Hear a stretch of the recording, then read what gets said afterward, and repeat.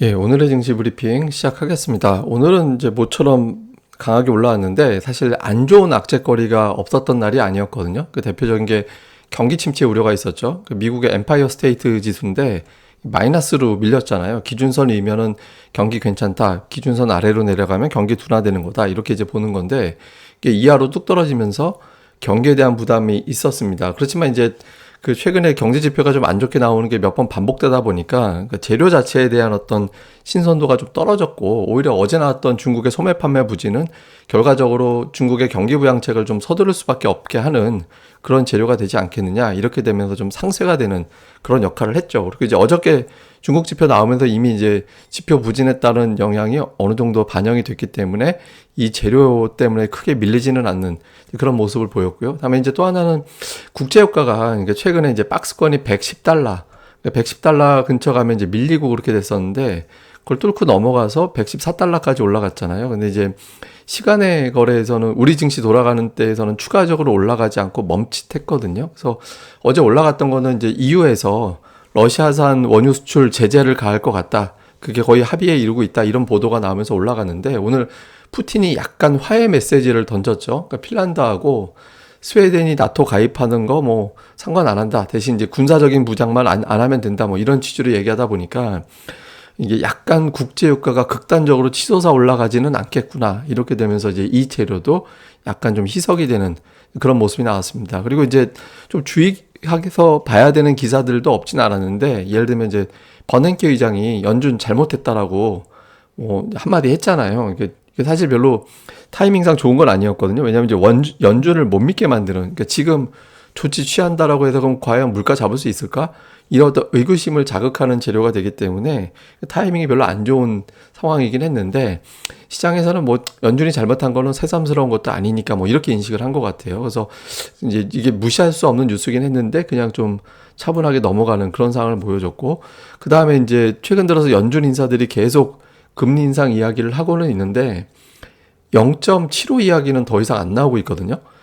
존 윌리엄스 뉴욕 연은 총재 같은 경우는 0.5% 타당하다 이렇게 이야기를 했잖아요. 그래서 0.75 이야기는 사실상 거의 소멸됐구나. 사실 소멸된 거라고 표현하는 건 좀 그렇죠. 근데 어쨌든 더 이상 나오지 않다 보니까 어쨌든 연준 불확실성이 조금 이제 진정이 됐다라는 점. 이거는 뭐 호재가 되는 건 아닌데 적어도 투자들을 압박하던 요인이 좀 진정이 된 것도 긍정적. 근데 이제 여기서는 뭐 불편한 재료들이 많이, 앞서 뭐 지표 부진이라든가 이런 것들 다 불편한 재료인데 우호적인 재료가 하나 나온 게 있었잖아요. 그러니까 중국에서 이제 상하이 지역 기준으로 보면 통제 지역 외 신규 감염은 제로다. 이거 뭐냐면 이제 시설 안에서 확진자가, 그러니까 바로바로 누군지 이제 확인이 되는 어떤 확진자 수치는 제로다. 확진자는 나오곤 있지만 시설 바깥에, 그러니까 일반적인 어떤 가정집이라든가 이런 거 개별적으로 이제 확진이 되는 어떤 사례가 지금까지 나오고 있지 않다. 그러니까 이제 통제 밖에서 확진자가 없다라는 거는 현재 통제가 거의 완성되고 있다라는 거잖아요. 그래서 봉쇄 해제가 곧 되지 않을까? 봉쇄 해제가 되면 여기서부터는 이제 또 경기 부양책을 가동해서 지금 부진했던 경기를 살려내는 시도를 할 수 있게 되는 계기가 되겠죠. 그러니까 이번 주에 금리 인하하고 그 외에 연이어 어떤 조치들이 나오지 않을까? 그리고 이제 또 리커창이 기술 기업들 만난다라고 하잖아요. 그래서 기술 기업들에 대해서 이제 좀 인터넷 기업들이라든가 이런 거 규제를 계속 강하게 하고 있었는데 규제도 좀 풀어줄 것 같고 또 경기 부양도 할 것 같고, 그래서 중국 증시가 우호적으로 바뀌면서 어쩌면 중국이 우호적인 어떤 재료를 향후에 넣을 수도 있겠다. 특히 그 공급망 문제가 컸었는데 공급망 문제가 어쨌든 조금 풀리기 시작하는 계기가 되겠구나. 이런 어떤 이슈가 나온 게 이제 시장을 끌어올리는 그런 역할을 했던 것 같습니다. 근데 이제 조금 불안하게 보는 쪽은 이게 이제 S&P 어제부터 블룸버그에서 계속 나오는 차트거든요.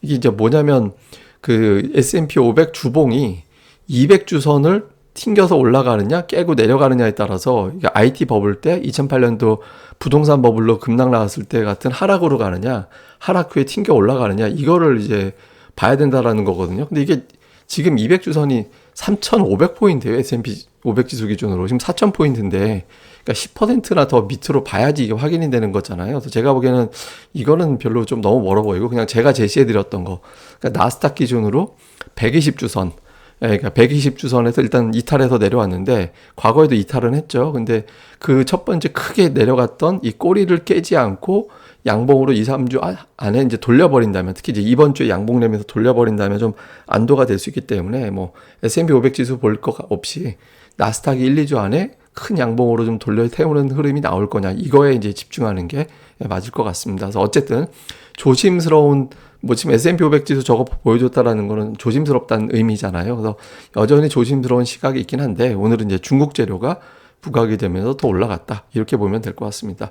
그 다음에 이제 수급인데, 외국인들이 오늘 이제 매도를 뭐 그렇게 많이 매도한 건 아니잖아요. 동시호가 때 더 들어와서 그렇지, 이제 정규 시장 내에서 보면 그렇게 매도를 많이 한 건 아니었거든요. 근데 어쨌든 기관 투자자들이 매수하면서 지수를 끌어올렸고, 외국인들은 매도가 진정되고 선물도 사고 콜 사고 풋 팔고 이렇게 됐잖아요. 근데 제가 이제 최근에 시장의 공식을 보니까, 이게 이제 제가 엑셀로 다시 뽑아가지고 표로 만들어 봤더니, 기관이 매수하는 날을 그냥 지수가 올라가는 거예요. 그러니까 기관이 거의 한 2천억 이상 들어오는 날은 거의 지수가 올라갔거든요. 이게 제가 이렇게 좀 진하게 표시한 거거든요. 그래서 그냥 기관 사는 날 올라가고 기관이 파는 날 빠지고, 이게 공식이 돼 버렸어요. 근데 이제 기관은 금융투자가 주로 이제 매수를 가담하는, 끌어가는 주체이기 때문에 금융투자는 샀다 팔았다 반복할 수밖에 없거든요. 그러니까 지금 시장은 아직까지는 외국인들 가세가 없다라는 걸로 봐서는 좀 기술적 반등 쪽에 아직은 좀 무게가 실리지 않나, 이렇게 보는 시각이 아직까지는 우세한 것 같습니다. 근데 제가 조금 변화 요인이 있어서 그건 제가 잠시 후에 보여드릴게요. 어쨌든 기관이 주도하면서 시장을 올렸다, 이렇게 보면 되겠고요. 이후에 이제 중요한 이슈는 오늘 이제 미국의 소매 판매 지표 나올 텐데, 이걸 어떻게 볼 거냐. 그러니까 중국이 부진하게 나와서 그러니까 미국도 부진하게 나올까? 근데 미국은 사실은 지금 이제 저게 풀려 있어서, 그러니까 풀려 있는데 물가가 올라가서 가격 때문에 소매 판매가 부진하다, 이제 이렇게 또 분위기가 될 수도 있거든요. 그러면 이제 인플레이션이 소비 위축을 초래했네, 이렇게 갈 수 있잖아요. 그래서 이렇게 해석을 할 건지, 하여튼 여러 가지 어떤 뭐 소매 판매가 예상보다 잘 나올 수도 있는 거고, 그러니까 거기에 대한 어떤 해석, 요거 이제 좀 중요하고, 그 다음 이제 중국 경기 부양 기대감이 계속 있다라고 말씀드렸죠. 그러니까 우리 증시가 현실적으로 무슨 호재거리가 당장은 딱히 없는데, 굳이 따져보자면 중국의 경기 부양 기대감, 다음에 이제 미국 무역관세 철폐 이슈, 미중 무역관세 철폐, 이게 지금 우리 증시에서 가장 가까이 찾아볼 수 있는 기대 요인이거든요. 그래서 요 부양 기대로 중국 증시가 계속 올라가느냐, 중국 증시가 올라간다는 얘기는 이제 위안화도 좀 안정된다라는 의미가 될 수 있거든요. 그래서 요 구도 한번 체크해 볼 필요가 있고요. 그 다음에 이제 삼성전자 수급이 달라진다면, 그러니까 외국인 투자자들 매수가 들어오긴 했는데, 이제 더 중요한 수급의 변화가 있거든요. 이건 제가 잠시 후에 따로 설명드릴게요. 어쨌든 삼성전자가 추가적으로 올라가 준다라면 시장의 분위기를 또 바꿀 수 있겠죠. 예, 요거 좀 제일 중요한 거 제가 보기엔 삼성전자 같아요. 그리고 오늘 특징주로는 대형 IT, 그다음에 이제 IT 소재, 뭐 반도체나 OLED 소재 이런 쪽이 좀 강했고, 그다음에 2차 전지 강했거든요. 이거 구성은 되게 좋죠. 예, 어제 같은 경우 뭐 인플레이션, 금리 이런 반응하는 종목들이 강했는데, 오늘은 이제 제가 자동차가 됐든 IT가 됐든 수출, 경기 이런 것들하고 관련된 기업들의 주가가 올라가는 게 증시에는 유리하다라고 말씀드렸잖아요. 그래서 요 구도는 좀 좋아 보입니다. 그래서 요 흐름이 내일까지 좀 이어지는지 요걸 좀 볼 필요가 있습니다. 그 다음에 이제 삼성전자를 좀 보면, 삼성전자가 기술적으로 21선, 제가 일부러 다른 거 다 지우고 21선만 남겼는데, 올해 21선 위에서 마감한 날이 그렇게 많지 않았어요. 그러니까 보시면 철저하게 저항으로 작용하는 형태였잖아요. 며칠 올라서는가 보다 했더니 또 때리고 이렇게 됐거든요. 일단 21선 위로 다시 올라는 왔습니다. 근데 여기서 한 3, 4일 이상 이번 주 내내 머무를 수 있을 거냐. 이게 되게 중요하죠. 21선은 한 달이 20일이니까 한 달 동안 지배해왔던 추세를 뒤집는다라는 의미가 되거든요. 그러니까 추세선이 낮아지는, 고점과 저점이 낮아지다가 이게 돌려지게 되면 고점과 저점이 높아지는 추세로 바뀌게 되거든요. 그러니까 이런 구도가 나올 수 있을 거냐, 요 21선 위에서 이번 주 내내 머물 거냐, 요거 중요하고요. 그 다음에 제가 계속 이제 알려드렸던, 이거 사실 제가 개인적으로 시황 볼 때 되게 중요한 제 개인적인 팁인데 그냥 말씀드린 건데, 하여간 이제 달러 차트에서 200주선, 200주선에서 일단 튕겨서 올라가는 모양새가 되고 있죠. 그러면 두 가지가 충족돼야 됩니다. 환율은 계속 내려가야 되고 주가는 올라가야 되고, 그러니까 이게 정말 지선이 될 거냐, 요게 이제 중요하고요. 그 다음에 제가 오늘 정말 중요하게 보는 게 뭐냐면 연기금이에요. 그러니까 지금 연기금이 3일 연속해서 매수가 들어왔거든요.